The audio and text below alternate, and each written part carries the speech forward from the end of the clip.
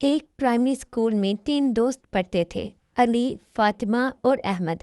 یہ تینوں بہت شرارتی تھے لیکن دل کے برے نہیں تھے۔ یہ دیکھو، کوئی نہیں دیکھ رہا، چھوٹی سی چیز ہے، کیا فرق پڑتا ہے؟ چھوٹی چھوٹی باتوں میں بھی امتحان ہوتا ہے۔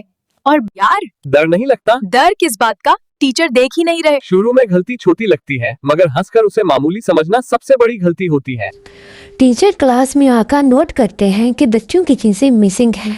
بچوں، مسلمان کبھی چوری نہیں کرتا، اللہ یہ کام پسند نہیں ہے۔ سب سنتے ہیں مگر علی اور فاطمہ چپکے سے ہنستے ہیں۔ چلو اس رولر کو چھپا دیتے ہیں۔ یہ نوٹ بک بھی اب میری ہے۔ لیکن اس بار ان کی یہ شرارت کسی کی نظر سے بچ نہیں سکی۔ آپ کو شرم نہیں آتی؟ ہم نے تو مذاق کیا تھا۔ گناہ چاہے مذاق میں بھی ہو، اللہ کے نزدیک گناہ ہی ہے۔ جو بچوں کو پوری کلاس کے سامنے سزا ملتی ہے اور باقی بچے خاموشی سے دیکھتے ہیں۔ میں آپ کو سزا دے کر خوش نہیں، میرا دل چاہتا ہے کہ آپ سیدھی راہ پر آ جاؤ۔ جب تے گناہ سے انسان کا ہاتھ گندا ہوتا ہے، آج بسکٹ، کال پیسے، پھر بڑا گناہ، یہ شیطان کا جال ہے۔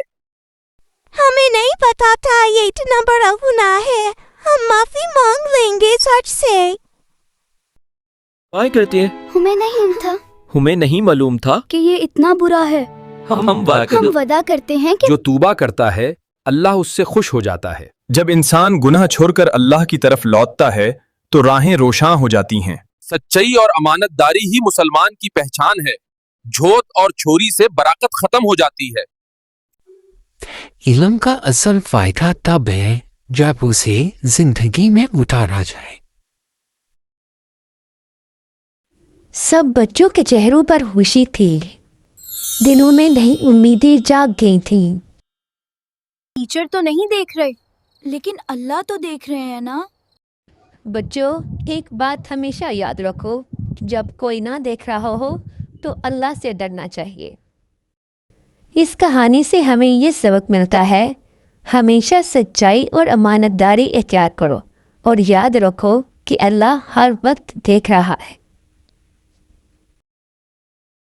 اگر آپ کو آج کی کہانی اچھی لگی ہو تو لائک کریں اور چینل کو سبسکرائب کرنا نہ بھولیں۔ اللہ حافظ۔